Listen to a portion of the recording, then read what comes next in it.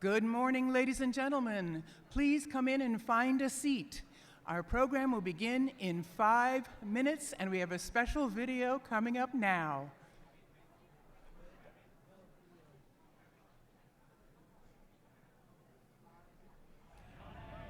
अभी तक जंगल क्यों नहीं काटा? हमने मैरी चैरिटी पे 1 लाख 4 पैरों वाली कुर्सी बिल किया है, लेकिन वो तो बच्चे के लिए है ना, तो सिर्फ 3 पैरों वाली कुर्सी बना दो. Use innovative and sustainable brand कर दो. Renowned tycoon embroiled in further allegations of corruption as investigators continue to unravel his connections in the Pandora, Paradise, and Panama Papers. A bombshell investigation alleges he stole from 100,000 school children, providing, I quote, tiny 3-legged stools so wobbly the students cannot even stay in their seats, allegedly as a front for illegal deforestation. Despite the allegations, he has been awarded Philanthropist of the Year. All I want is to get back money. Money, money, money, money. All I want is to get back money. Sorry. Rasta. Say? Money, money, money, money, money. All I want is to bring back honey. Money, money, money, money, money. All I want is to bring back honey. Priorities, I only got one to make a ton of money. How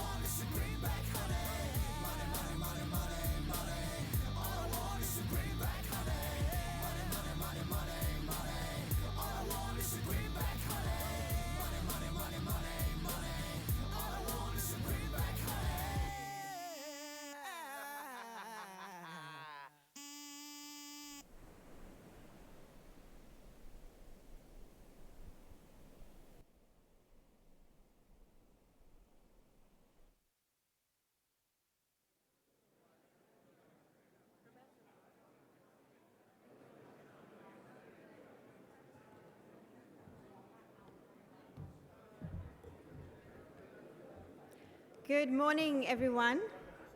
I think that music gave us a bit of a boost, right? What a great way to start the session. Good morning and welcome to day 2 of the 20th International Anti-Corruption Conference. My name is Yolande Aguimont. I'm your MC and alumna of Transparency International's Journalists for Transparency Network, one of IACC's global initiatives connecting and supporting journalists, young activists, filmmakers, musicians like the ones we saw on this video, and entrepreneurs to end and expose corruption. Today, more than ever, that support is needed as those who exercise their right to question the powerful, to mobilize or speak out against injustice are being silenced, and sometimes by coercive means. I'd now like to ask you, and I see we still have a few people coming in, but I'd like to ask you to please cast your eyes on the screens above me. We are about to watch a teaser of one of the documentaries being featured at the Films for Transparency Festival, The Killing of a Journalist. And this was produced by OCCRP, Organized Crime and Corruption Reporting Project. Thank you. Niečo zlé je pod povrchom, niečo zlé je v samých základoch nášho štátu. We knew that the country is corrupted. The judges, the police, Supreme Court, Constitutional Court, all these positions were completely in hands of this mafia type of system that these oligarchs created. And the murder of Jan Kuciak and Martina Kušnírova was a breaking point when we realized, okay, now they are ready even to kill. V máji roku 2017, 5. mája mám svatba. Miesto svadby bol Poleg. I believe 100% Marian Kočner ordered the murder of Jan Kuciak. Jan Kuciak wrote extensively about his economic criminal activity. Lebo veľmi píšeš o veľmi zlých ľudí a ja sa veľmi bojím o teba. Ale môžete si ísť, že začnem sa vám osobne začnem pán Kuciak špeciálne venovať. A to je váražka? No lebo vám to hovorím, pokojne vám to hovorím, začnem sa venovať špeciálne. Vám, vašej osobe, vašej matke, vašmu osobe a vašim súrodím. Ako náhle Som hrdý na svojich kolegov novinárov a novinárky, ktorí áno, nás pochopili. Ale ani tí najodvážnejší novinári nie sú sami spasiteľmi demokracie.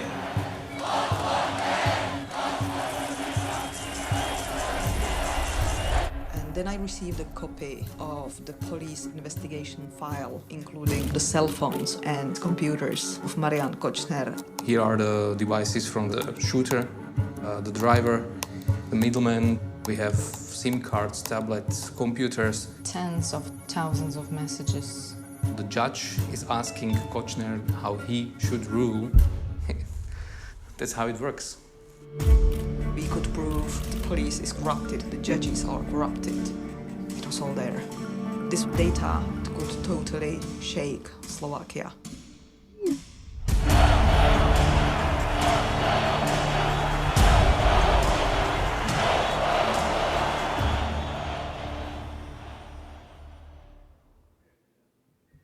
Thank you. That was The Killing of a Journalist, one of the many documentaries being featured at the Films for Transparency Festival. This one in particular is playing at 8 p.m. tonight in the Palladium Room.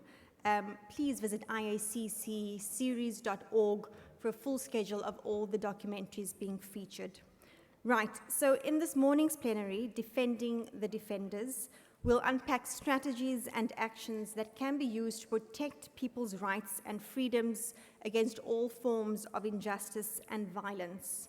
Leading us in this session is Hazel Feigenblatt, Regional Journalism and Media Programs Manager for Latin America and the Caribbean at the Institute for War and Peace Reporting. Hazel, over to you. Please welcome her to the stage.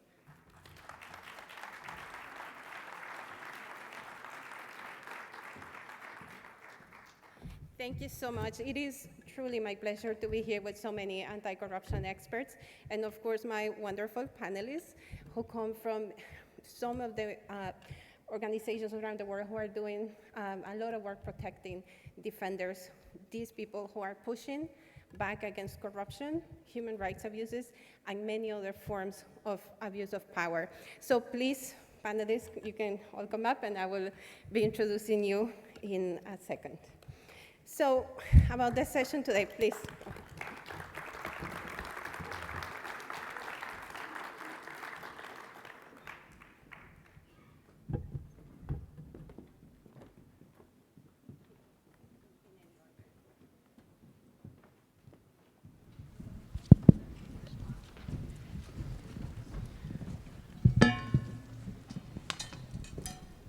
I think we have everybody. Please come up. Thank you.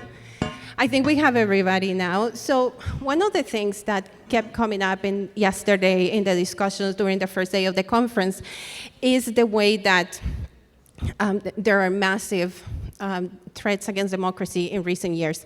And this has consequences. One of those consequences is for how corruption, people who are fighting corruption are working. And this means that corrupt politicians, extremist groups, and also authoritarian leaders, and of course, organized crime are working against people who are speaking up and are asking tough questions and demanding accountability. This also has consequences for the people who are speaking up. And one of those is that there's more vulnerability. They are more exposed to violence and to threats and to a range of things that you will know very well. This also means that all these groups are able to operate with more impunity because democratic institutions are being weakened. So to speak about this today, the main question is perhaps not so much whether this has been increasing or the ways in which this has been happening, but rather, how do we fight back with this? And so that's why we have these organizations here who are going to tell us a little bit about what they are seeing on the one hand, what are common factors, how are these things happening in different contexts and in different sectors. And then the other question is, how can we do to improve things in these circumstances? So the session is going to work in 3 parts. We are first going to have the panelists speak for about 7 minutes each, and I know it's a hard ask because we have a lot of people in the panel. But at the end, we're going to have a discussion where I will be posing some questions to them, and then we will we'll have some questions from the audience to wrap up the session. So let me introduce our panelists for today. We have Undersecretary Seya, who will be speaking first. Then we have Matthew Karuna Galicia, who's the director of the Karuna Foundation. We have also, I am sorry, I don't want to make mistakes because I have a lot of names here. We have Jody Ginsberg, Executive Director of the Committee to Protect Journalists. We have Lisa John Berna, Secretary General of Civicus. Carolina Jimenez, the President of the Washington Office for Latin America. And we also have Dunia Mijatovic, Commissioner for Human Rights at the Council of Europe. We do have her virtually. Hello. And we have also Ed Donovan, a special advisor to Mary Lawlor, the UN Special Rapporteur of Human Rights Defenders. So let's just get started without any further ado. Please help me welcome Undersecretary Seya, please.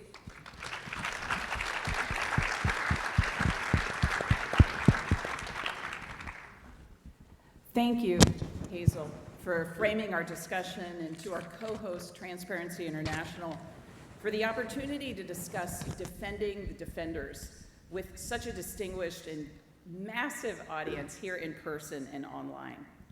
So I'd like to begin by emphasizing that I am inspired and humbled by the courageous work led by all of you, the defenders, the activists, the policymakers, the organizers, and the journalists. You expose corruption, reveal human rights violators, and uncover those who seek to suppress independent media. Your important work drives our steadfast commitment to defend human rights and fundamental freedoms at home and abroad.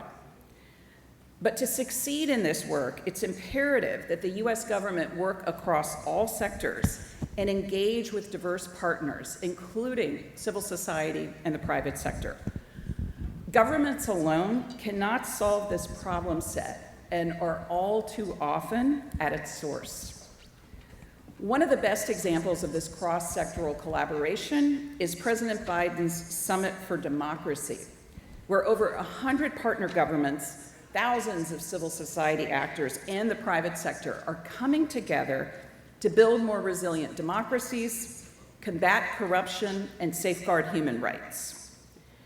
At the first Summit for Democracy, participating governments announced over 750 commitments to strengthen democracy at home and abroad.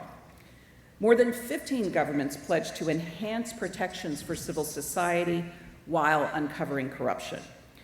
Additionally, during this 2022 year of action, Summit participants supported one another in fulfilling commitments, including through participation in multi-stakeholder democracy cohorts focused on such pressing topics as financial transparency and integrity. Let me highlight how the US government works in tandem with our varied partners. First and foremost, defending the defenders. The State Department funds numerous rapid response and emergency assistance programs designed to benefit civil society organizations and human rights defenders at risk, whether they're reporting on corruption or uncovering grave human rights abuses. Our Lifeline, Embattled Civil Society Organization Assistance Fund, is one such platform. It's supported by 19 governments and 2 private foundations who collectively have committed more than $44 million for activities to protect and support civil society. Over the last decade, Lifeline provided emergency and advocacy grants to more than 3,200 civil society organizations operating in 126 countries and territories. And we know this partnership is making a difference. 97% of those receiving Lifeline support report that it allowed them to sustain their work, and 75% reported that the assistance considerably improved their safety or removed a threat. Across a spectrum of programs, the State Department has supported more than 8,700 individual human rights defenders from 134 countries and territories. This includes over 300 environment, land, indigenous rights, and climate-oriented groups, many of whom share dedication to exposing corruption and have paid a heavy price for their activism. Second, the US government is a steadfast advocate of a free press and independent media. To this end, the State Department has committed millions of dollars to support the Global Anti-Corruption Consortium, or GAC, a partnership between media and civil society that advocates to expose transnational corruption, lobbies for reforms, and promotes accountability through hard-hitting investigative journalism. GAC benefits from strong multilateral support with contributions from Argentina, Australia, Denmark, Norway, Taiwan, and the United Kingdom, and most recently, Slovakia. In just 4 years, this initiative has shown real-world impact, facilitating criminal arrests, inspiring legislative changes, and producing sanctions against corrupt officials, to name a few. On November 2nd, USAID launched the Strengthening Transparency and Accountability through Investigative Reporting, or STARE program. And this is a 5-year, $20 million initiative supporting collaborative investigative journalism networks, fostering outlets' organizational and financial viability, and advancing proactive, holistic approaches to safety and security.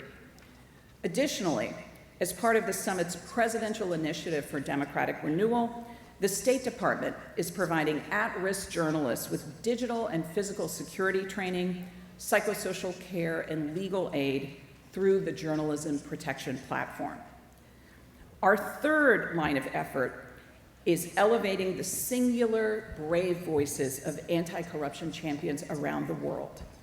This Friday, December 9th, Secretary Blinken will announce the third cohort of the International Anti-Corruption Champion Awardees to honor advocates around the world, including those in civil society, journalism, and government, who've demonstrated exceptional leadership and courage in preventing, exposing, and combating corruption. Next year, just around the corner, we'll be hosting the 10th Conference of States Parties to the UN Convention Against Corruption. Now, with 189 states parties, the UNCAC is the world's only legally binding universal instrument in our global fight against corruption.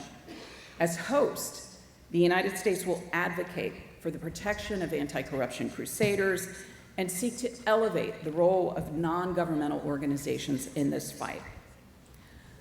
Our civil society guests today know firsthand the increasing threats that they and their colleagues are facing every day. Your work is not limited by sectors or borders, no matter how much kleptocrats or transnational criminals seek to suppress it. Given the complexity of these issues and the necessity for action, we must work together to achieve our shared objectives. So I'm pleased to see leading experts on today's panel, and I have no doubt that they're going to offer strategic recommendations and spur excellent action that we all can take to protect those who fight for universal rights and freedoms globally. I know they can help us all defend the defenders. Thank you.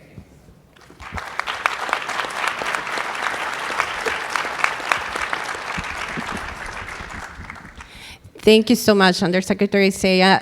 She has other commitments and will leave, but we will continue the conversation, starting with investigative journalism and the role that it can play, but also how do we defend defenders from the journalistic side. So who better than Matthew to get us started? Please go ahead.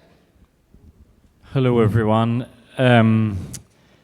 That was a really great speech, and while I really appreciate the description of being a leading expert, I always think of myself as being more of a witness for what happens when everything goes wrong.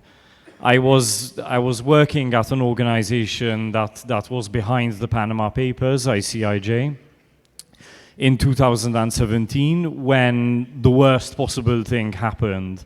My mother, who was a journalist of 30 years in my country, Malta, was assassinated in a car bomb attack while we were working on an investigation into the energy sector in our country together that connected with the Panama Papers. Ever since then, my life was obviously turned completely upside down, but I was introduced to this fantastic support network that exists, including Transparency International, other anti-corruption organizations, press freedom organizations like CPJ, Reporters Without Borders, that gave my family the platform that we needed to fight for justice for my mother. Now, I say the worst possible thing and that everything went wrong because I felt a lot like Wile E. Coyote in The Road Runner, you know, where he's running along a road and then he looks down and the road is no longer there and he just falls down. It was a lot like that for me. Everything that I thought was functioning in my country, the criminal justice system, the political system, had simply been completely hollowed out. So we really had to fight from scratch to get justice for my mother. That was 5 years ago now, almost, and I really do think that we are on the way towards getting justice. But it gives you an idea, I think, of the kind of resources that are required to get justice in just one single case. And we have to bear in mind that the statistics of CPJ, of the Committee to Protect Journalists, show that in over 90% of cases of murders of journalists, there is complete impunity, which means that no one is ever prosecuted, let alone convicted for the murder of a journalist. So we really had to work hard to get to where we were, mobilize a huge amount of resources. Luckily, I have a big family, we had a big support network, so we were able to do that successfully. And the hope is that by getting justice in my mother's case, and my family set up a foundation named after my mother, the Daphne Caruana Galizia Foundation, to act as a framework for that mission, we will be able to send a strong signal, but not just that, force the world to learn lessons from my mother's case by looking at Malta as a microcosm for everything that can possibly go wrong. And that will hopefully lead us towards improving systems that can prevent further murders of journalists all over the world. So we'll be talking a little bit about that later. Thank you so much.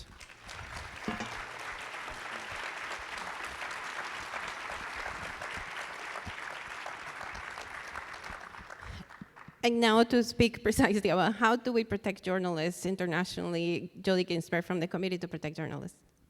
Thank you. I want to set the stage before I talk a little bit about what we can do to protect journalists. It's looking like 2022 is going to be one of the worst years in living memory for journalists. We've seen 65 journalists and media workers killed so far this year, and we expect there to be a record number of imprisonments, something like over 300 journalists in prison as we speak. So that sets the stage.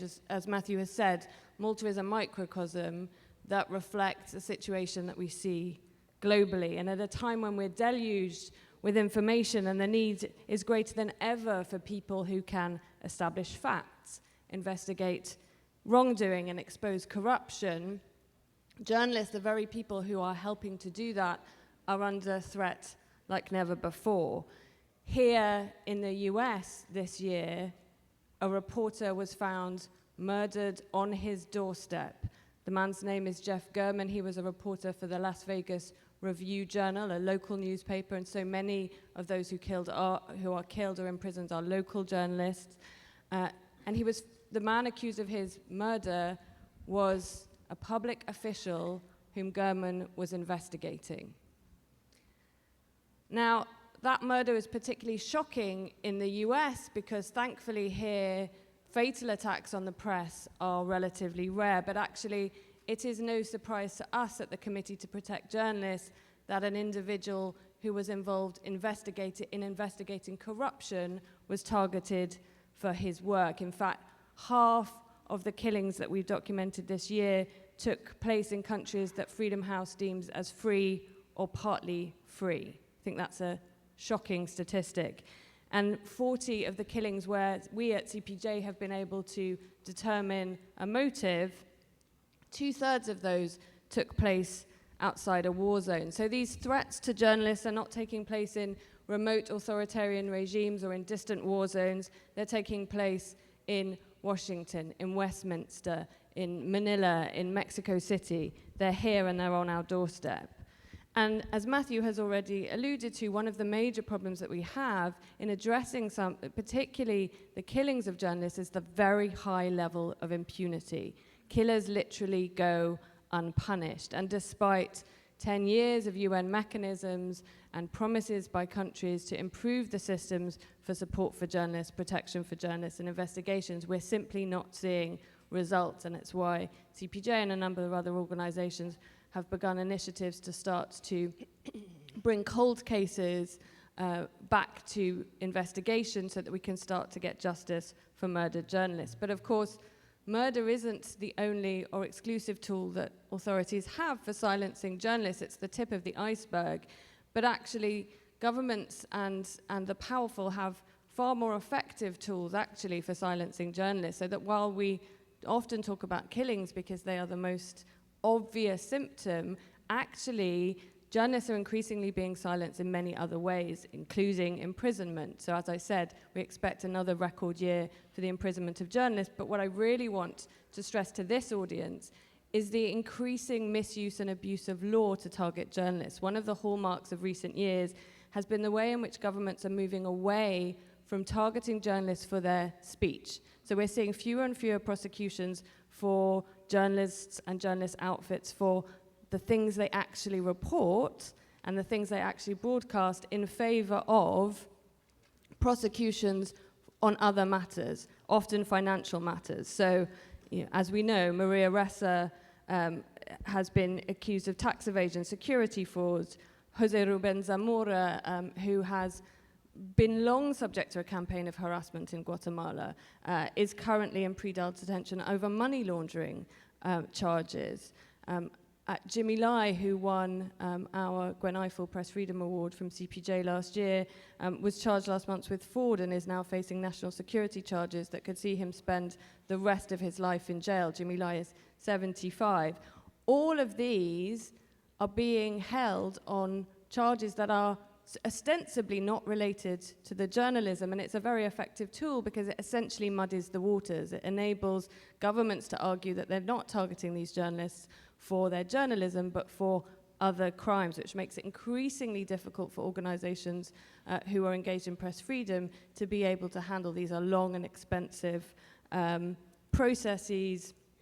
And they also have the effect, of course, of smearing the journalists. It seeds doubt. Well, if they're corrupt in one way, they're embezzling money, then maybe we shouldn't trust their reporting. So it's an effective tool for seeding doubt and distrust in the very institution that is investigating corruption and wrongdoing. And of course, that's not just something being exercised by governments. Increasingly wealthy, powerful individuals are doing the same. So increasing use of SLAPs as strategic lawsuits against public participation, these malicious civil lawsuits that people are bringing, extremely costly. I know Matthew's mother was facing over 40 of such lawsuits. It's again another effective way, without actually ever having to use physical violence, to silence journalists, is to use legal means to tie people up in long, expensive litigation, cost hundreds of thousands of dollars.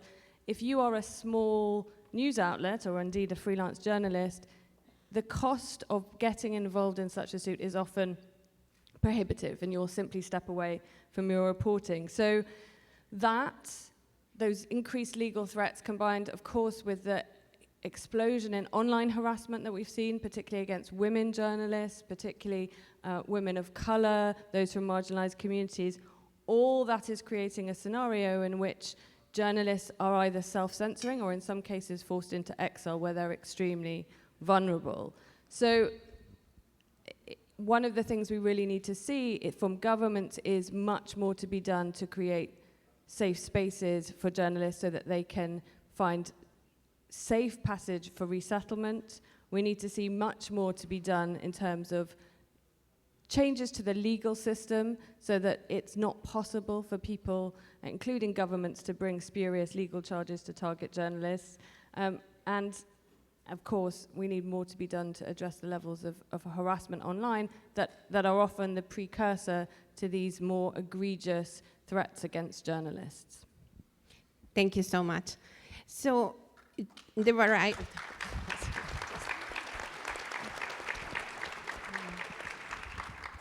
So the diversity, variety of attacks that journalists are getting, that both Matthew and Jody were describing, is something that we're also seeing in civil society around the world.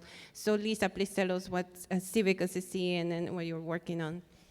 Thank you, Hazel. It's really a privilege to be here and I mean, hear such powerful stories of change and courage.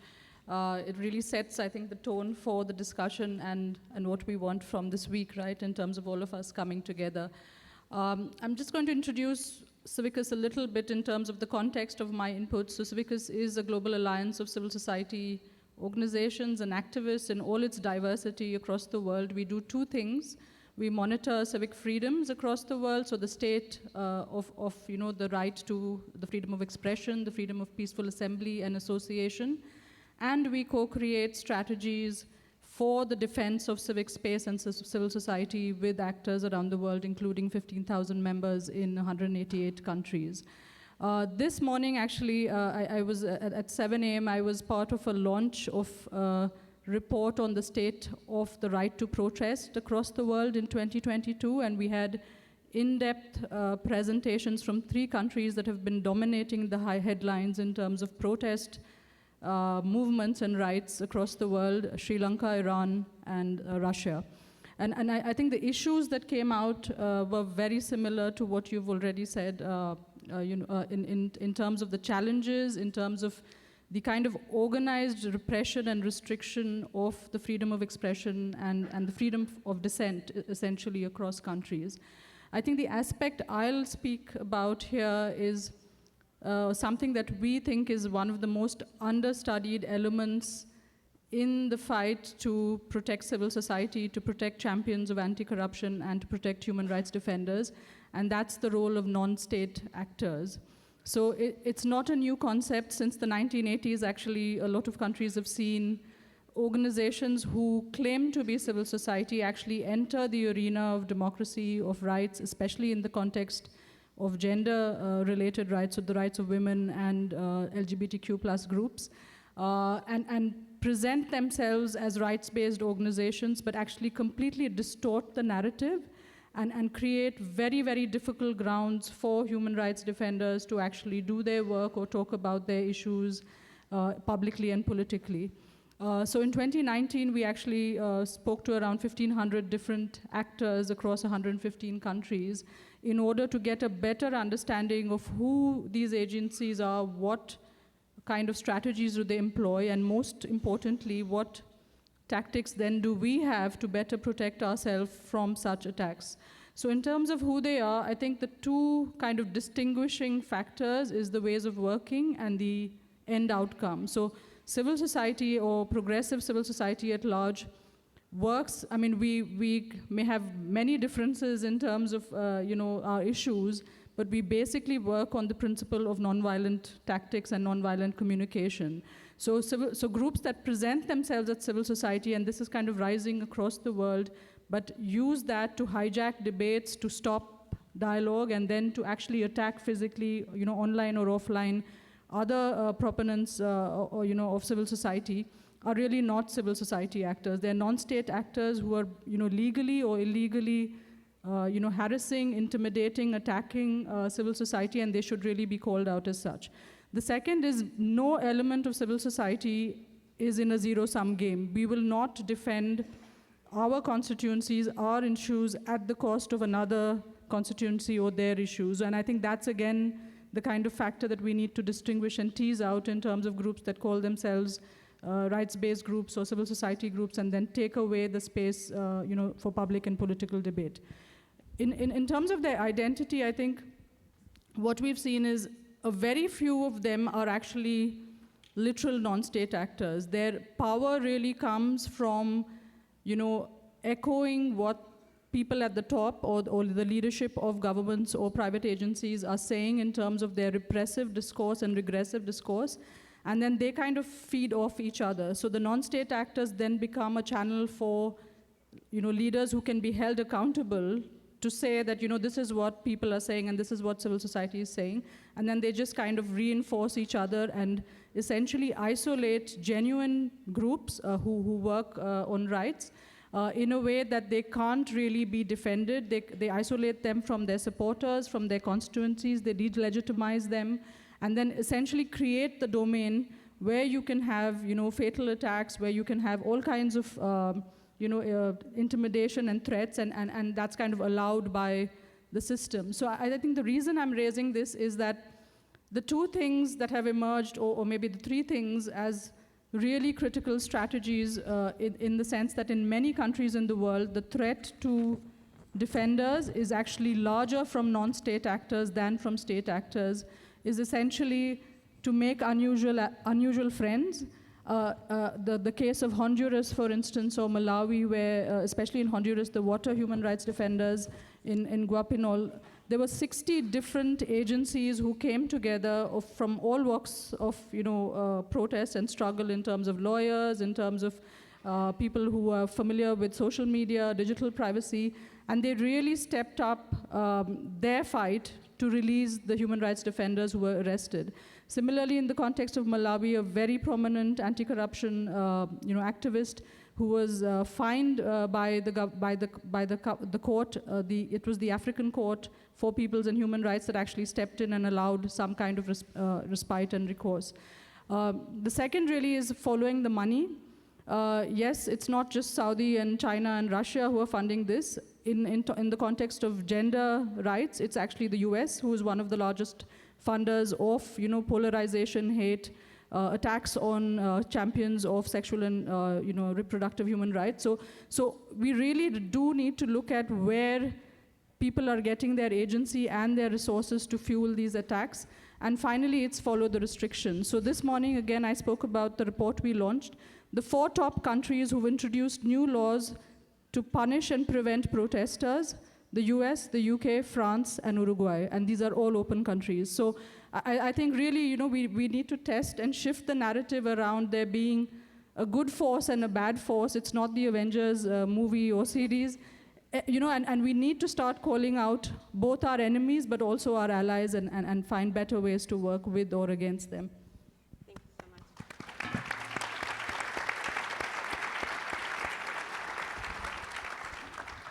Lisa was talking about an example from Latin America in the persecution that many activists face, and this is something that Carolina will focus on more extensively. What is happening in Latin America right now? Thank you, Hazel, and thank you very much for the invitation to all the organizers. And it's really great to be surrounded by panelists of organizations and groups that we all admire and respect because of your work. I represent WOLA. WOLA is the Washington Office on Latin America, and it's a DC-based, Washington DC-based advocacy and research organization that promotes human rights and social justice in the region, in the Americas. And we do this by establishing and building partnerships with civil society groups and committed individuals in Latin America, and ensuring that their voices are heard and amplified in the halls of power in Washington, D.C., but also in other places. Now, I would like to offer precisely some reflections on what has been happening in Latin America, and hopefully also think about some strategies to make what is a very difficult situation better. I heard Yori saying that, that anti-corruption efforts and defenders are having, especially journalists, right, having a very difficult time in democratic societies. And sadly, that is the case. But I think we can argue that in closed societies and in context of authoritarian, governments, the situation is much worse, right? And when you look at what's happening in Latin America these days, you can see that, defending human rights, working against corruption has become increasingly more difficult, more challenging, more dangerous.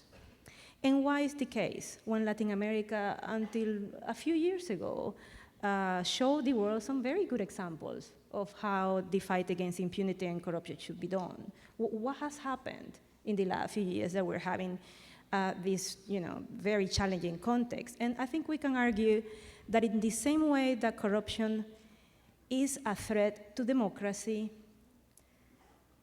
democratic backsliding or authoritarianism is a major threat to anti-corruption efforts. And what we have seen in Latin America in the last few years is precisely democratic backsliding or a threatening of authoritarian governments. So that brings us to a very grim reality, right, where there is a whole spectrum of what can happen to you if you expose the truth, if you investigate, if you publish. And the spectrum is wide.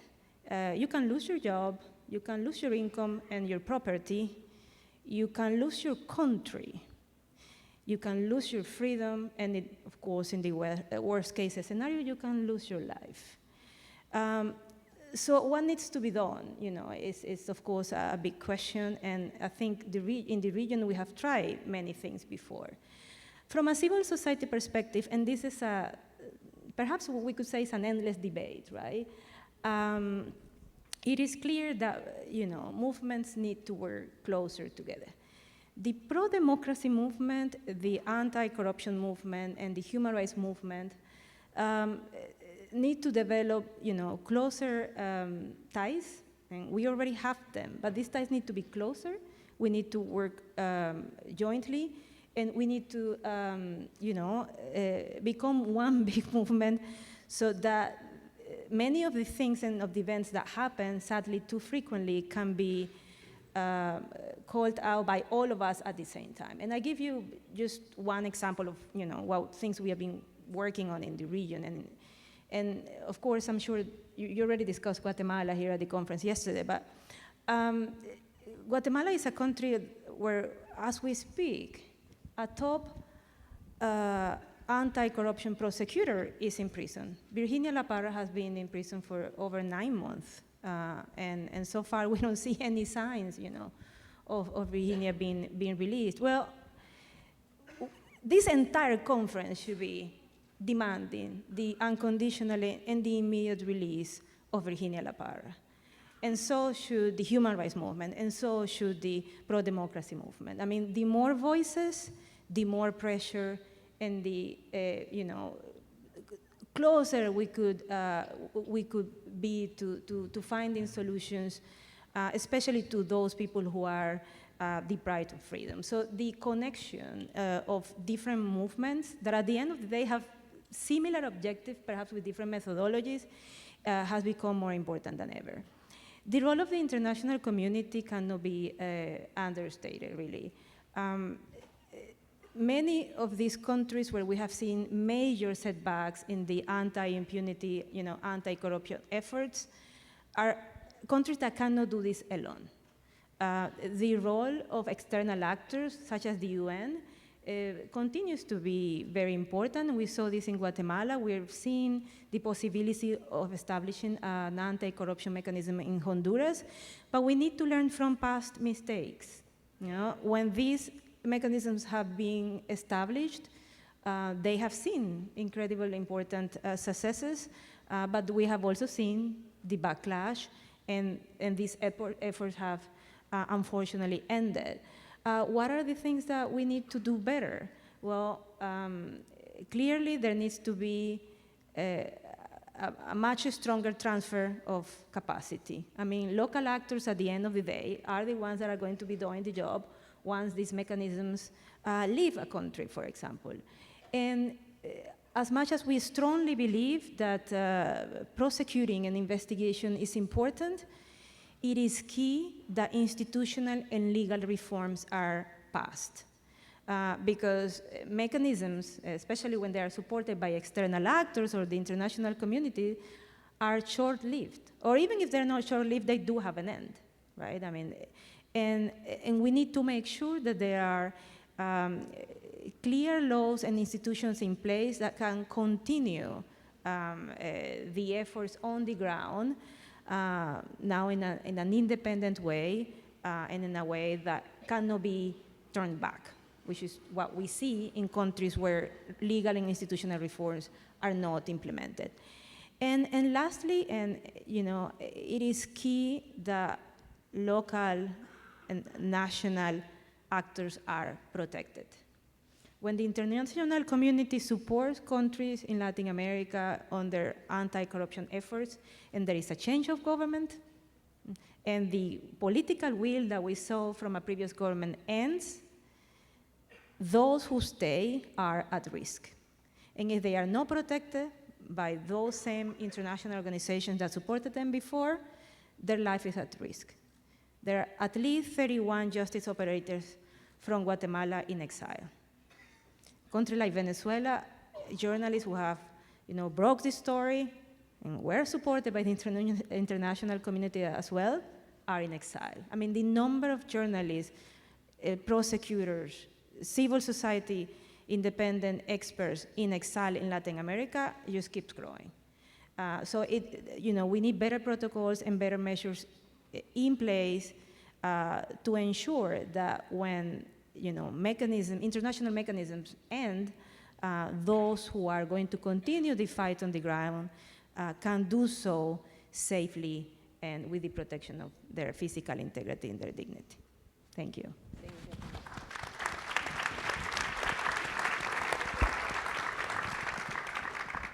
And now, El, maybe you can tell us a little bit from the perspective of the United Nations Special Rapporteur on Human Rights Defenders, what are you seeing around the globe? Yeah, thanks, Hazel. Hi, everyone. I work as an advisor to the Special Rapporteur on Human Rights Defenders, who is an independent expert appointed by the UN Human Rights Council to monitor the situation faced by human rights defenders around the world. And by human rights defender, we mean anyone who's working peacefully to promote and protect the human rights of others. So in that capacity, the rapporteur raises risks to human rights defenders with the relevant states, with businesses, with non-state actors, in an effort to better their protection. She also reports back to the Human Rights Council and to the General Assembly on those risks. And this past March, the focus of her report to the Human Rights Council was on the work of anti-corruption activists and the risks faced by them during the course of their work. And we've heard about the scale of the risks from the previous speakers. But one of the objectives of that report was to re-emphasize that anti-corruption work is human rights work, and anti-corruption activists are human rights defenders. In preparing for that report and in the consultations that we had with anti-corruption activists, and many thanks to Transparency International for assisting us with those, we heard time and again that anti-corruption activists didn't really conceptualize of themselves as human rights defenders. And similarly, we know from experience that many in the human rights community don't necessarily see anti-corruption activists as human rights defenders. Now, this can all seem a bit academic, and why does it matter?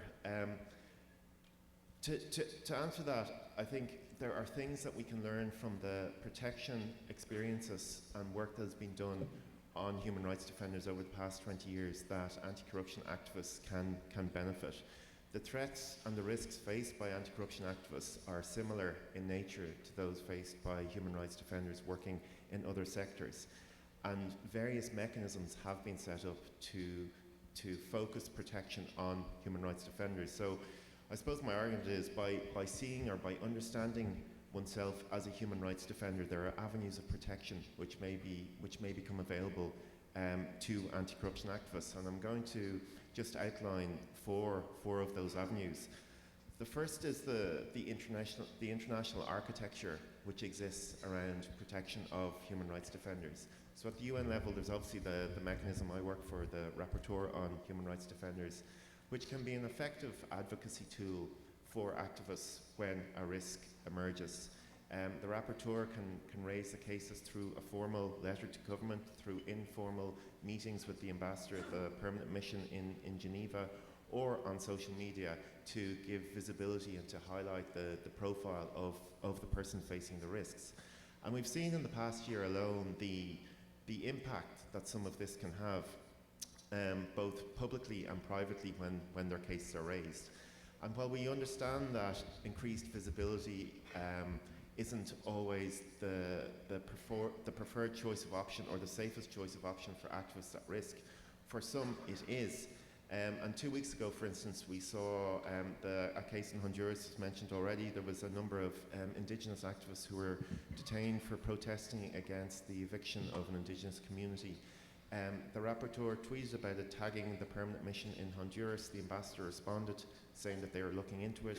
He tagged the president of Honduras, who herself then responded to the tweet, saying that she had ordered an investigation into their detention and that human rights were protected in Honduras, and the activists were released. Now, like everything, these efforts are collective. I'm not saying it was solely as a result of this action, but it is one of these steps which can help provide protection. More broadly, there's the other international mechanisms which can also assist. There's the regional ones through the African Commission, Special Rapporteur on Human Rights Defenders, the Inter-American Commission, Special Rapporteur on Human Rights Defenders, and Dunya with the Council of Europe as the Human Rights Commissioner who hopefully will share some of those tactics too.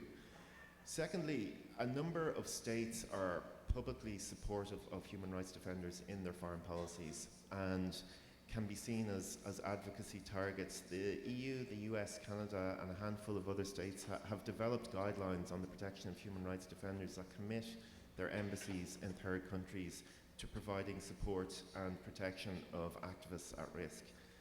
Unfortunately, these are inconsistently applied, but they can be effective. And in the past, for instance, we've seen examples of where diplomats have provided physical accompaniment to human rights defenders at risk who, for instance, are returning from an international conference to their home country, and they're afraid because they had been speaking out that they may be arrested on arrival, where diplomats have arrived to greet them at the airport and to accompany them home.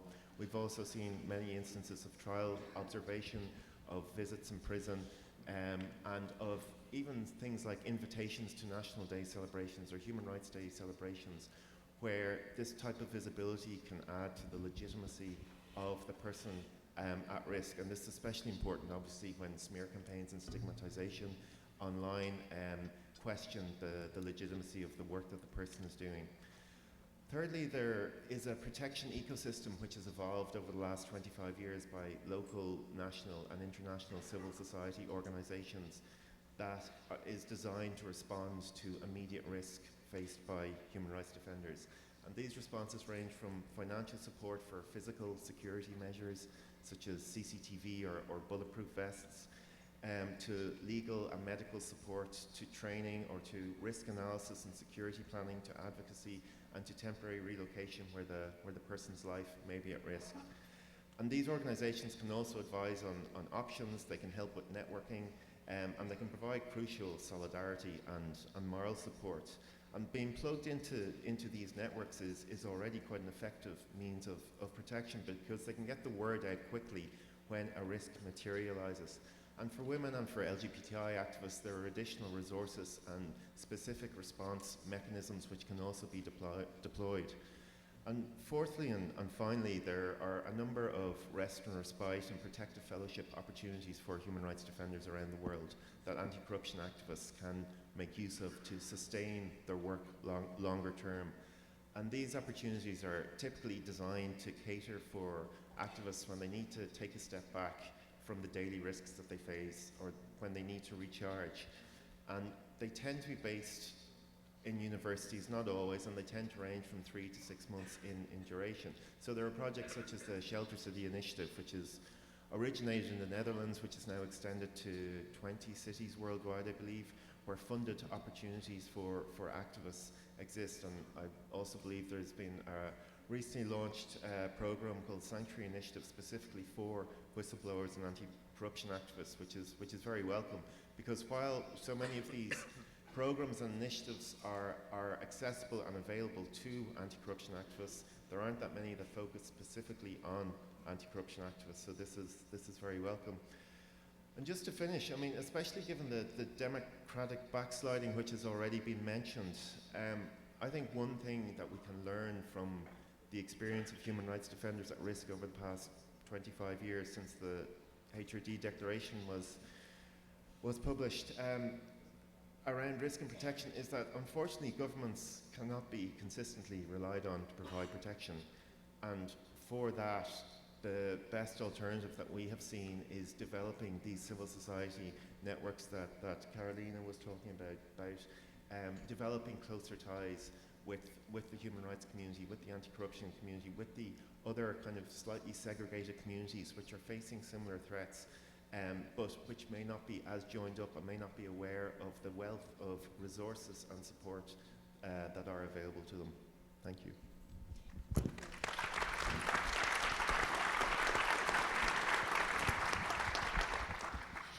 So yes, we have her back online. Perfect. So now please, Commissioner Dunia Mijatovic. Go ahead. Hi, can you hear me? Yes. Yes, very good. Greetings to all. Really sorry for not being able to be with you in person, but it is, as always, fascinating to listen to what colleagues have to share about the grim situation human rights defenders are facing globally. I will try to focus related to my work and also offer some suggestions. I think it's important to mention that human rights defenders are key partners of my office. Support for their work, their protection, and also the development of an enabling environment for their activities lie at the very core of my mandate. Journalists are not mentioned, but it goes without saying that this is also a profession that is intertwined, interconnected with the work that human rights defenders are doing, and sometimes journalists themselves are also seen as defenders because of investigative journalism, because of the work they're doing. And then this becomes even more complex and important in order to be able to address issues that are part of my mandate. I regularly raise the situation of human rights defenders and the overall situation regarding the limited space that we all see globally for civil society in general in my dialogue with different governments of the Council of Europe member states. And I also intervene in urgent individual cases related to human rights defenders and journalists, sometimes publicly, and also I take various measures to promote the safe environment, including also raising the situation of human rights defenders with the authorities and intervening in particular situation, which I think is also quite an important piece of information for your audience. Before I intervened before the European Court of Human Rights as a third party in the proceedings, and there are several cases that are also publicly available.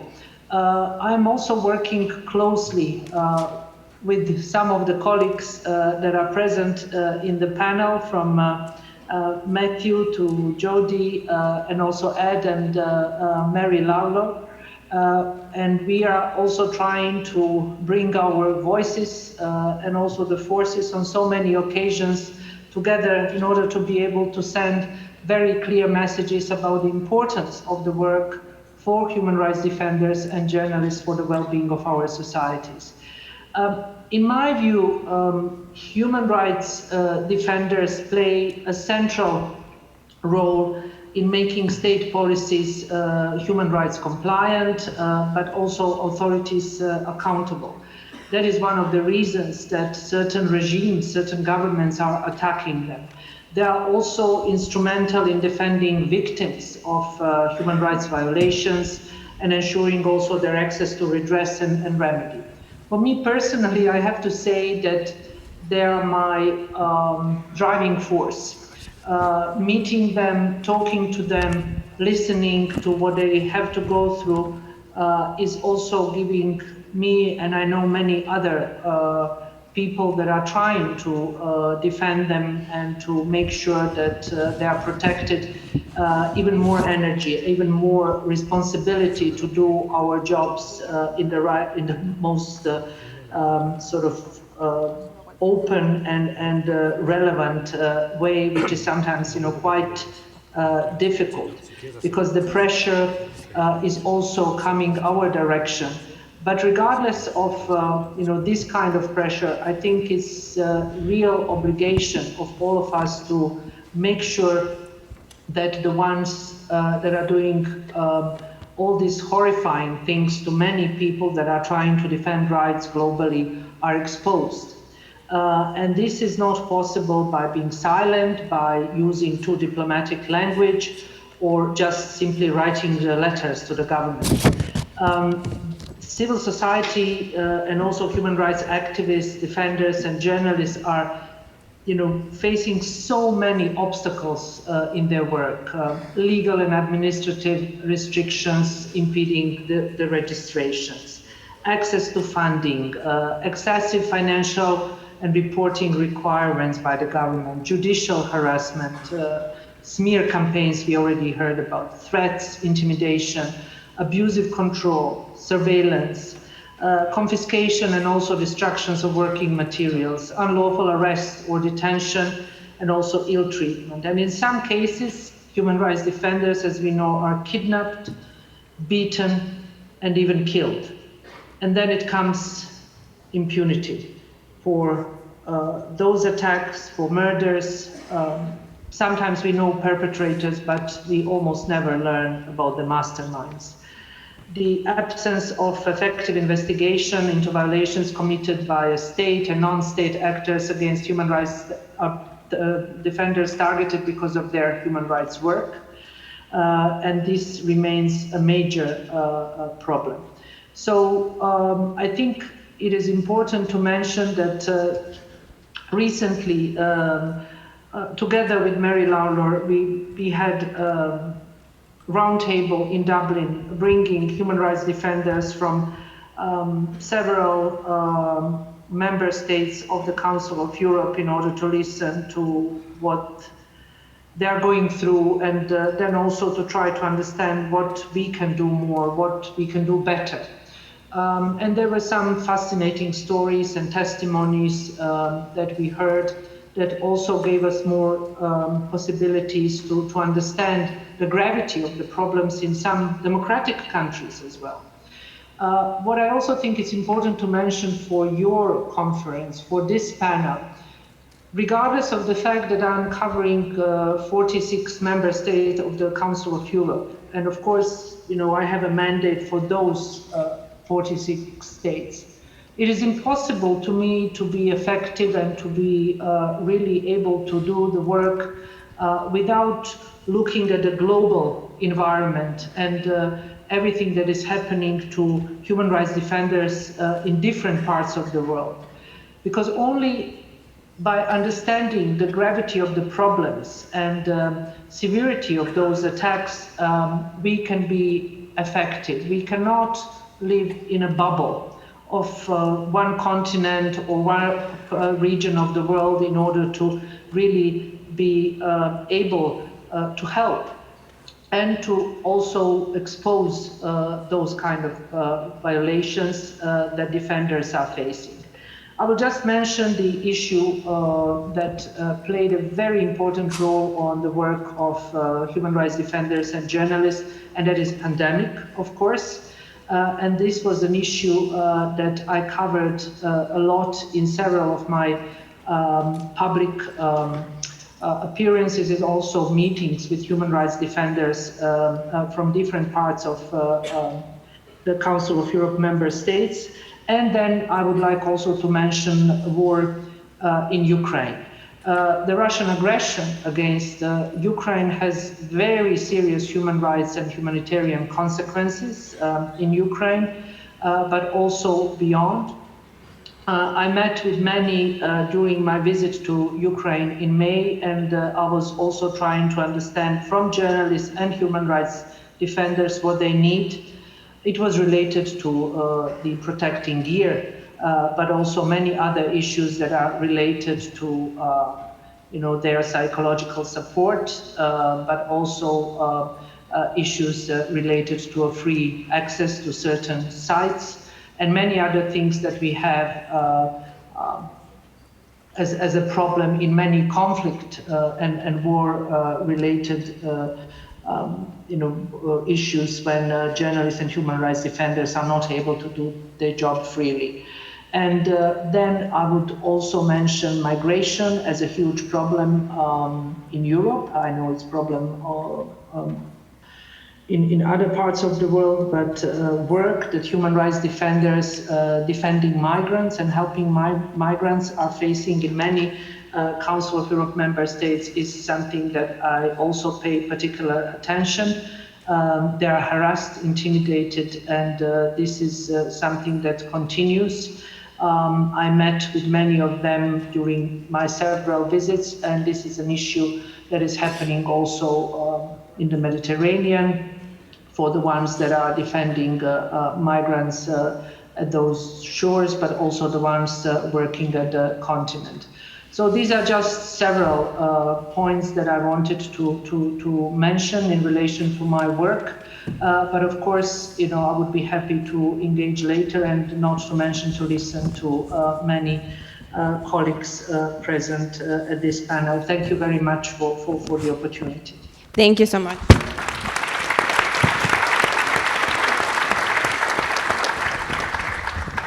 So before going to the discussion section, we wanted to follow up on something that Carolina mentioned, and is the case of the former prosecutor of the CICIG, a special anti-corruption court that operated in Guatemala.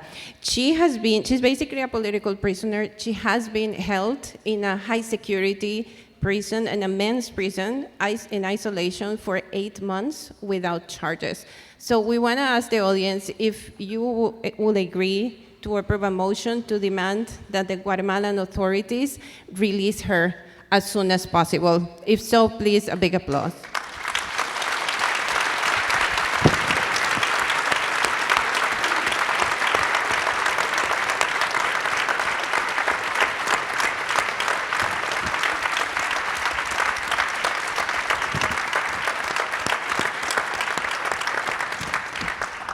Thank you so much, and thank you so much to Carolina for bringing this up.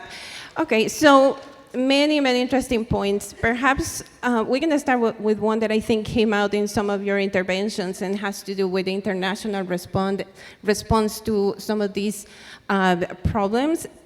They are not new problems, right? They may be more complex now, and we may have more fronts open, but they are not new. So why don't we still have a more systemic response and a more, I don't know, coordinated, for the lack of a better term, response? I know, Matthew, this is something you mentioned, Carolina and Jody as well, and if anybody else wants to chime in, please do so.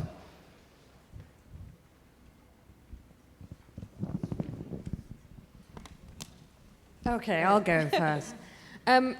Why don't we have a more systemic response? I think in part it's a lot to do with one of the things that a number of people have mentioned today, which is the democratic backsliding. People are increasingly concerned about what's happening at home, domestic policy, and that is trumping international human rights commitments repeatedly. When we do try and engage international mechanisms or international systems, they are sluggish.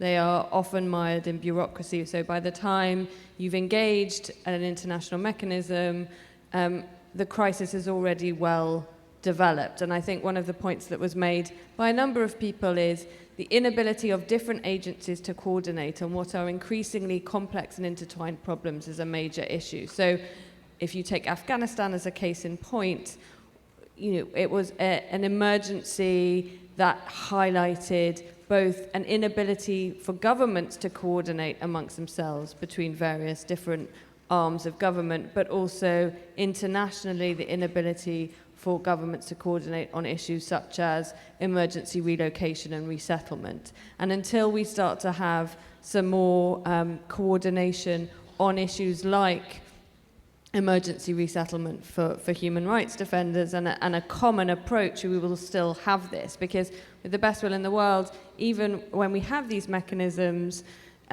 it's often very difficult for individuals to know how to access them, and then when they do access them, they're wading through deep levels of bureaucracy. So I think that's why we're still seeing, even though there's a lot of goodwill, and we heard the Undersecretary, make a lot of noble commitments, often the actual practicalities of delivering that are acting often in opposition to the stated ambitions of the governments.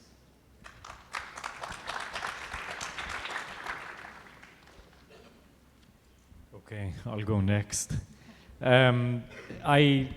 I mean, I started by talking about how we've learned lessons from what went wrong in Malta.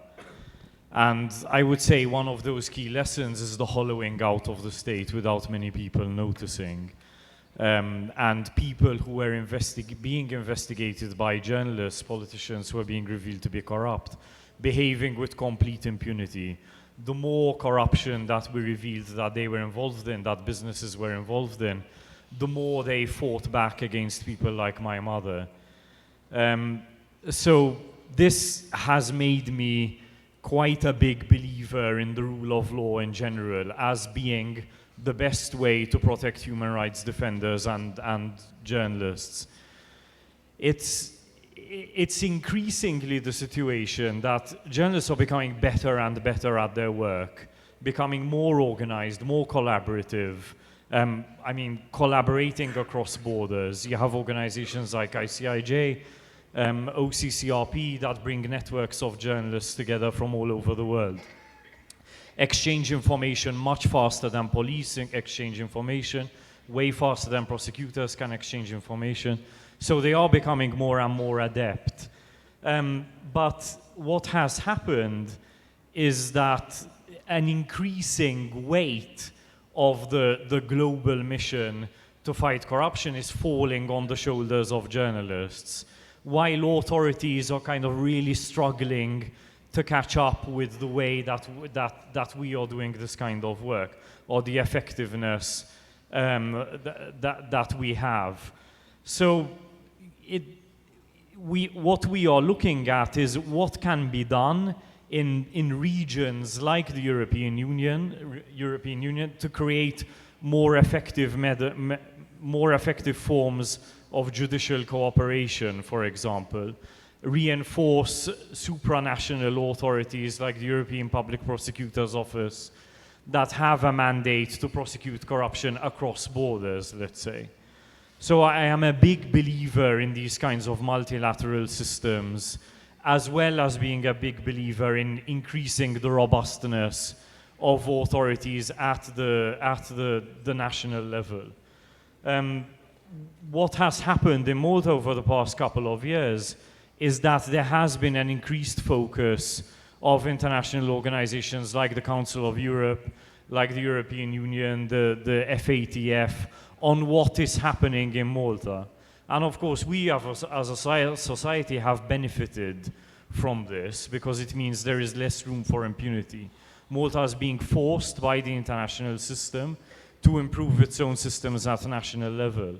I would definitely like to see more of that happening with other countries. Perfect. Carolina, in the case of Latin America, some of these judiciary institutions that Matthew was mentioning are one of the first components that are attacked. And that, I think the CC case that we just mentioned is a perfect example of that. How can we do what Matthew was saying in Latin America? How do we go back to a stronger, more independent judiciary? I have said before that judicial independence is one of the first victims of anti-democratic leadership. It's one of the first things that authoritarian leaders co-opt when they come to power. And it is a major challenge, to avoid that from happening or to reverse that once it has happened. But I think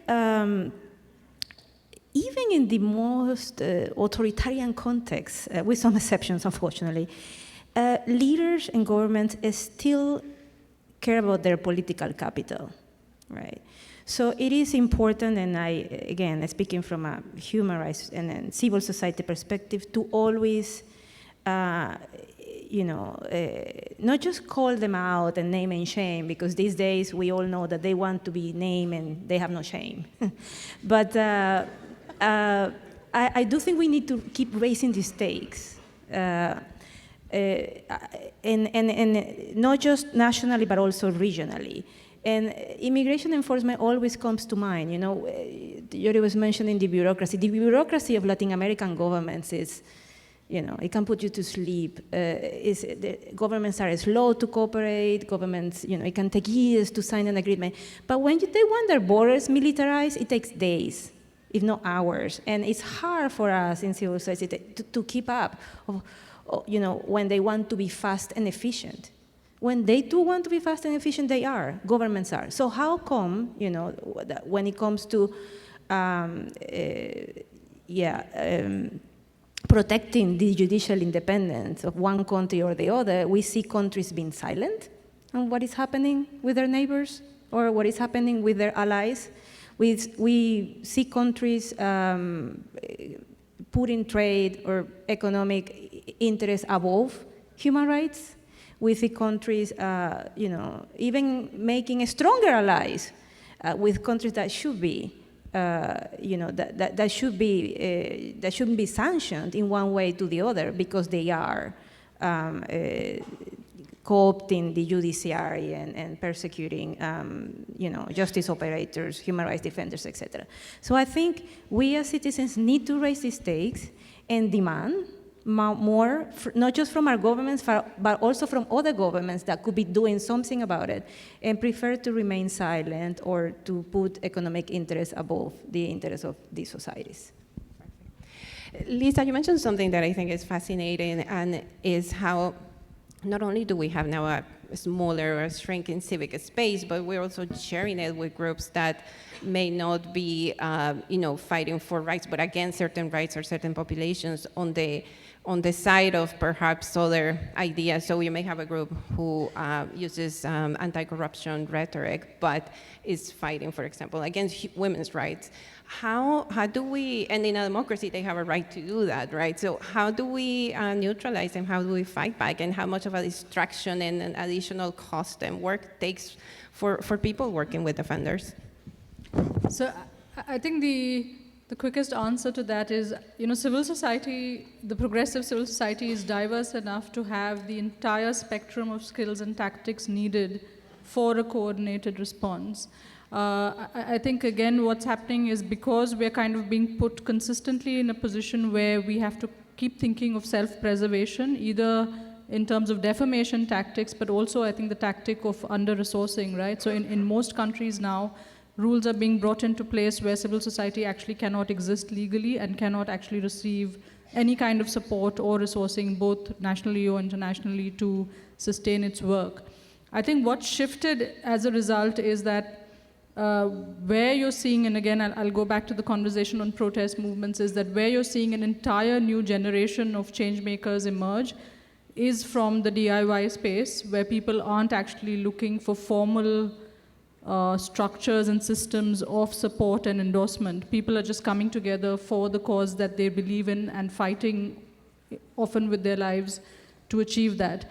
And one of the things that, in fact, the person who was presenting the state of protest in Iran was mentioning this morning was that young girls, school children have been killed, right? And school girls are really the people who are like leading the protest in Iran.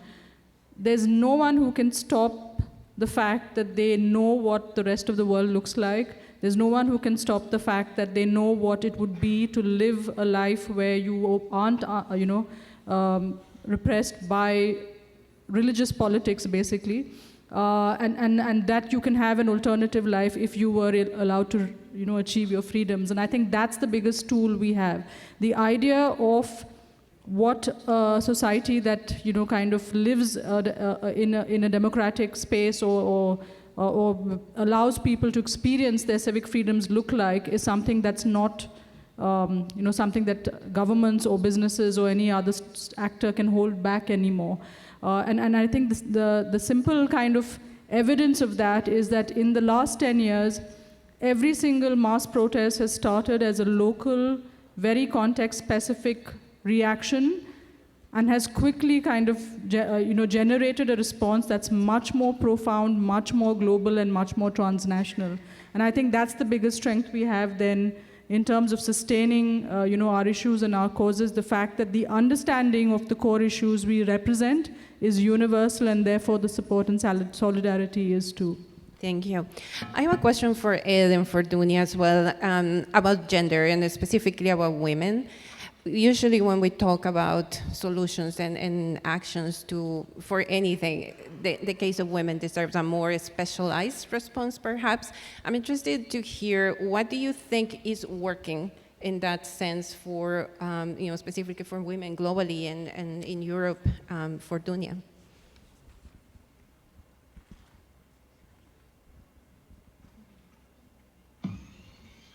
Hi. So I didn't hear part of the question. Are you referring to women human rights defenders? Yes, both to women human rights defenders, but also for those like yourself who work with them. How does this require a different response, and what do you think is working, what needs to improve? Well, I think I mentioned it briefly, that sometimes the pressure that human rights defenders and journalists we are defending are facing is in a way coming also towards us defending them. But I think this is, you cannot say that this is business as usual, because it is not. But at the same time, I think it's part of the work all of us defending human rights are doing. So it is also understood as a part of the job. But at the same time, I think it is also responsibility, and it's regardless really if you are woman or a man. I faced attacks by governments on many occasions, but the fact, that I'm a woman was clearly also seen in certain attacks coming from certain governments, because you are attacked twice. You are attacked because of the words, because of your statements, but also as a woman. And this is also what women human rights defenders are facing in their work, in addition to ordinary life, also online. What needs to be done? We need to continue, first of all, exposing the problems, talking about this with the governments that are willing to listen and to improve the situation, and there are many doing so. But of course, this is not enough. There is a need for more understanding that international organizations, the institutions, the mandates, procedures that were established, they were established in order to be reminding the states that are not fulfilling their obligations. And all the states that are not honoring their obligations and are not really complying with what they agreed with when they voluntarily became members of different organizations, then we face a problem of lack of political will, understanding and willingness to call them out for their wrongdoings.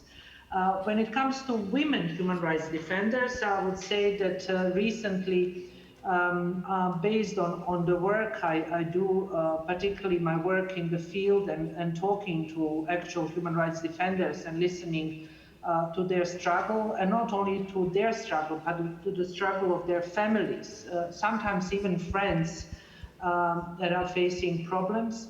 And when it comes to women, it is particularly visible the problems they face, and why there is a need to do certain things that should improve their work. Safety, of course, comes first on my mind, but then also some, as you know, they have to leave their countries of origin, and they need to continue working in exile. And that's why it is extremely important to have governments that are ready to help them and to really make sure that they can continue their important work also outside their countries. There are more and more cases like this in Europe, unfortunately, and this is also something we need to take into account when doing this, because first of all, safety of those people is of huge importance, but then also to see which are the best ways of making sure that the governments or individuals, businesses are really not hidden from the agenda when we talk about those issues. Because sometimes you have people leaving the country, hiding, trying to do their work, but then in the countries where they face harassment, intimidation, threats, and sometimes even physical violence, there is no investigation and nothing is happening. And that is something that I would like to see change, but we will need to do much more in order to be able to see some light at the end of this very dangerous tunnel, for the work of people that are actually making our societies better. And if we do not understand this sooner rather than later, we will have even bigger problems. Okay. And one of the things that I have seen sometimes talking with journalists, female journalists, is that they get things like, for example, threats from the government with taking away their children because they're not raising them well. Are these instances being documented? How do we start documenting this level of specific targeted threats?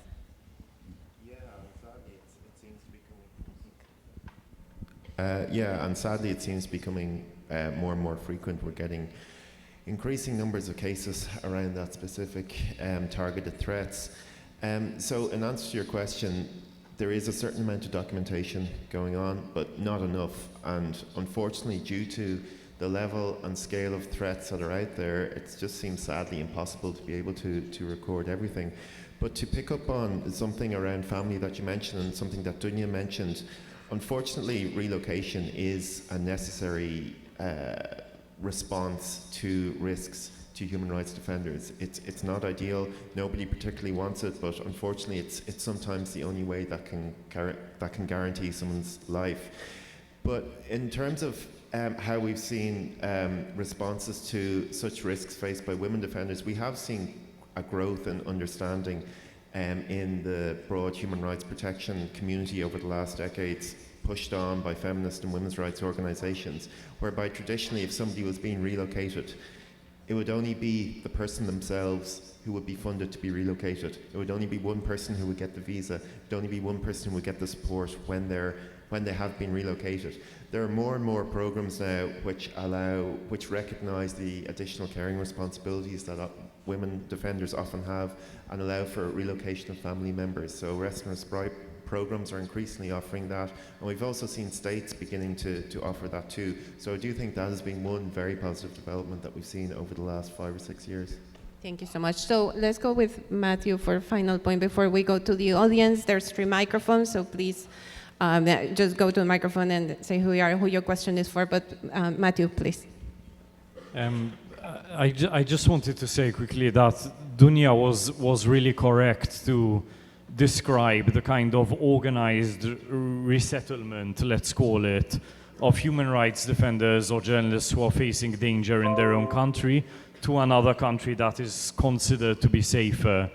Because this is not something that people particularly want as a solution. It's more of a last resort. And more often than not, I mean, journalists want to keep doing their job in their country. Yeah, on Monday, I was at an event in New York with Jody in support of Jimmy Lai.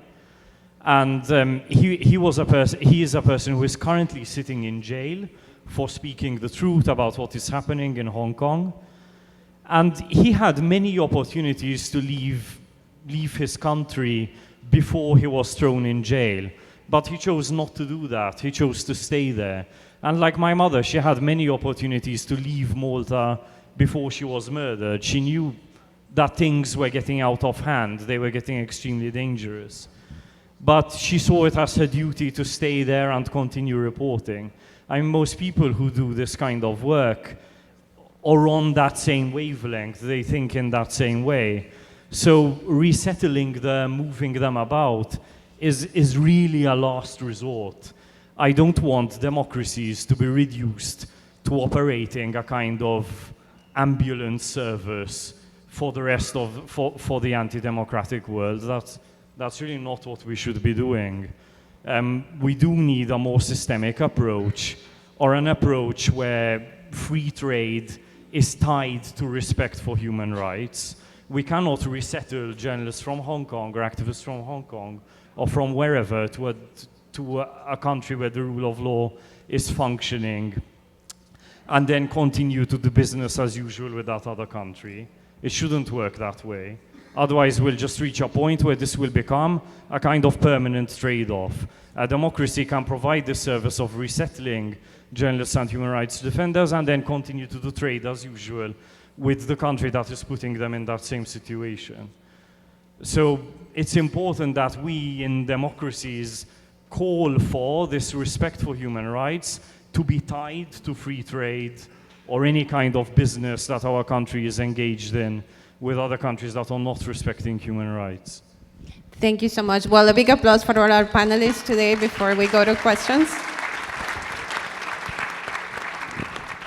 Great, so we will start with the gentleman here in the center who has been there for a while, then we go there, and then we go again. Please. Thank you very much. I'm Peter Eigen. I'm the founder of Transparency International. So I'm excited about this panel.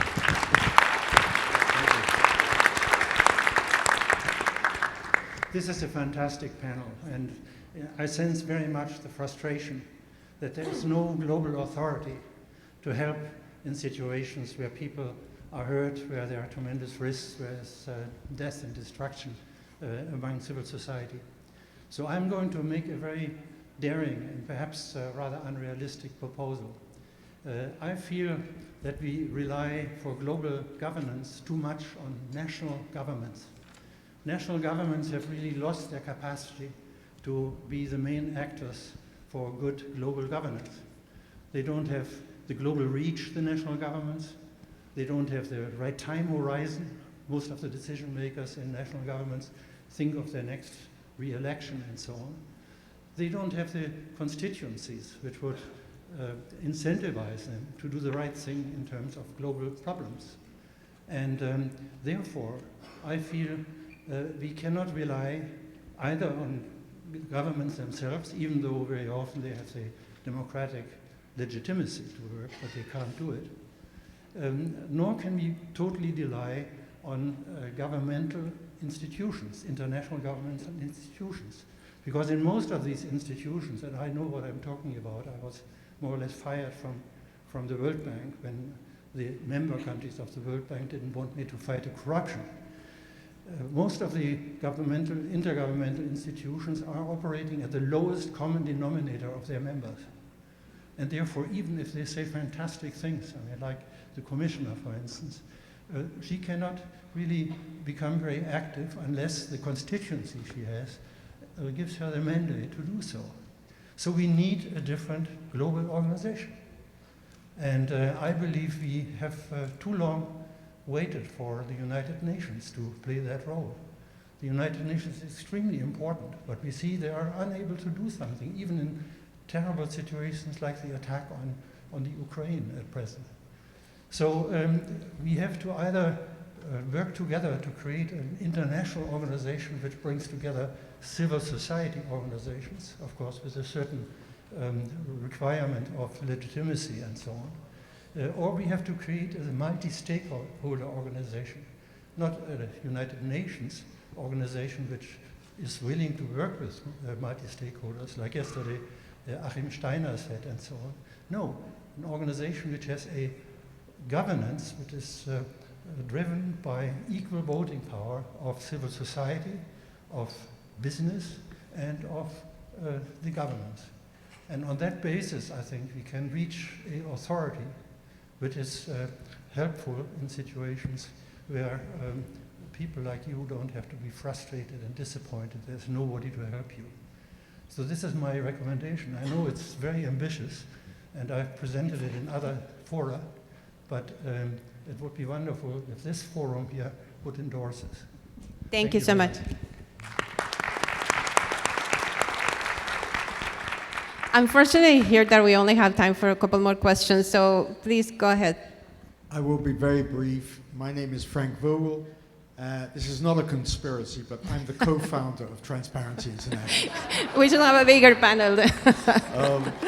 I'm also the chairman of the Partnership for Transparency Fund. My question, isn't it time that the advocates like you and others highlight the hypocrisy of the United States, the United Kingdom, the European Union, and others who speak all the good rhetoric about defending the defenders of free speech, human rights, and anti-corruption, but who at the same time engage and set aside that rhetoric in engaging with Saudi Arabia, with Egypt, with Azerbaijan, and many other countries that are imprisoning human rights defenders and anti-corruption speakers and journalists on a massive scale. Isn't it time that we all spoke out about this hypocrisy? And in that context, shouldn't we also start to really address the International Monetary Fund and the World Bank for totally ignoring these issues? Thank you. Thank you. Who wants to take on that question? I couldn't agree with you more. I think it's absolutely vital that we call out countries, not only when they are failing to defend human rights domestically, as we have seen repeatedly. I mean, it was interesting to me this past month that the UK condemned China for beating up a BBC protester when in the same month the UK police arrested 3 journalists for reporting on an environment protest. That's hypocrisy to me. We called it out, and I think it's really important that everybody does the same thing. Ed, go ahead. Yeah, maybe just on behalf of the UN Special Rapporteur, I mean, I can say that she is often engaging with Western countries around abuses and violations of human rights defenders' rights, in terms of sending formal letters, raising allegations against them, keeping the focus on that hypocrisy. And just most recently, actually, or earlier this year, she did a report on the rights of migrant, refugees and asylum seekers defenders in Europe and how they're facing the scale of criminalisation and threats and attacks despite all of the flowery rhetoric that we often hear from the EU. Thank you. The lady over there. Yes, hello. I'm Andrea Johnston from KfW, German Development Bank. However, I'm not speaking on behalf of my organization, just on behalf of myself. And my remark is a little bit similar to the one, but then again, very different maybe. Thank you very much for this panel today. I would like to say it's a fantastic one, and I'm really thankful for this opportunity and for the topic that you're raising here. And what we heard, and I think we all know, is that investigative journalism is not just about corruption. It might be other points of misconduct or wrongdoing or human rights violation. And we also heard today that it is not just authoritarian regimes which endanger journalists, but also democratic governments. However, what I think is that the difference is actually the attitude, the official attitude of the governments as well as the judicial system. And therefore my question is, I have the feeling there's an elephant in the room and I would like to mention it. Might it be that there are cases, kind of famous cases, which are treated slightly differently than from what we hear today, all these good words, like, for example, the case of Julian Assange. And my question is, wouldn't it send a very strong signal to reconsider cases like this? Thank you. Thank you. Any takers for the question, Matthew? On the first question, I mean, I get the point that that you were trying to make, but Dunya is the wrong example to use, because if anyone tries to tie her hands, I mean, she's gonna shatter those shackles into a million pieces. She's really not going to let anyone get in her way. But I do understand the point. I mean, even with the special rapporteurs, for example, let's take the investigation Agnes Kalamar did into Jamal Khashoggi's murder. I mean, that was practically entirely self-financed. She had almost no support from the United Nations, even though she had that official position. It's just shocking that, I mean, the UN probably spends more on bottled water than it does on financing these kinds of necessary investigations. On the point of Julian Assange, yes, I mean, it would be really fantastic if the charges against him were dropped or if he were pardoned or whatever, so we can really just move on and focus on things that are way more important. I mean, he has been punished enough, if that was the objective from the start, so let's just drop it and move on. I mean, really, it's just too much now. We need to, I think, remove this sort of block in front of us out of the way so that we can focus on other things. Otherwise, it's just something that is going to constantly be used to score a point against the United States. I mean, Ilham Aliyev, the president of Azerbaijan, he was interviewed by the BBC. The first thing he says is, who are you to come and lecture me? You know, you are responsible for jailing Julian Assange.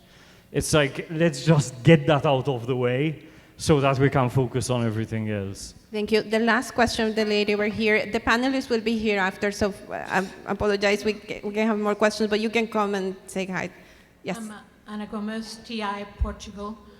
Another example of the hypocrisy of our governments, I mean democratic governments, is actually not enacting the sanctions that they decide, namely when the sanctions are so crucial as they are now regarding the aggression of Russia to Ukraine. And we see the oligarchs, Russian oligarchs, escaping through different ways. And I give the case of my country, Portugal, where outrageously the nationality law that was modified to enable Sephardite Jews, so people who were expelled by their ancestors, expelled by the Inquisition 500 years ago, could be restored in their nationality. This was used by the oligarchs, Russian oligarchs, including Abramovich, including Rappaport, to actually acquire Portuguese nationality. And in an outrageous business perverting a very important and reparation law. And no one is doing anything. Abramovich was not even put in the sanctions list of the EU because he was Portuguese. And the journalists who have been denouncing this are actually now the target of all sorts of threats, including the smear organized by the groups that concerted the business to portray them as part of an anti-Semite conspiracy, which is absolutely outrageous. And still, we don't see European governments, US government acting in a meaningful way in enacting these sanctions so crucial to support Ukraine and recover the assets. That will be very important. Thank you. Thank you. Thank you so much to everybody for staying until the end, and the panelists, of course. Thank you.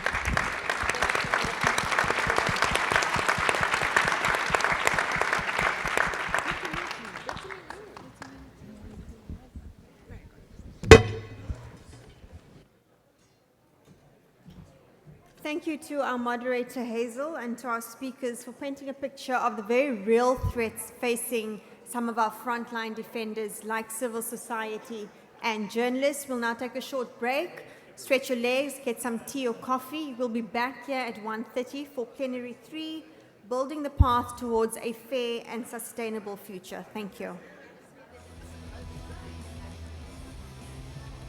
In fact, ladies and gentlemen, it is lunchtime. So please enjoy your lunch. Bon appetit. Yeah, thank you.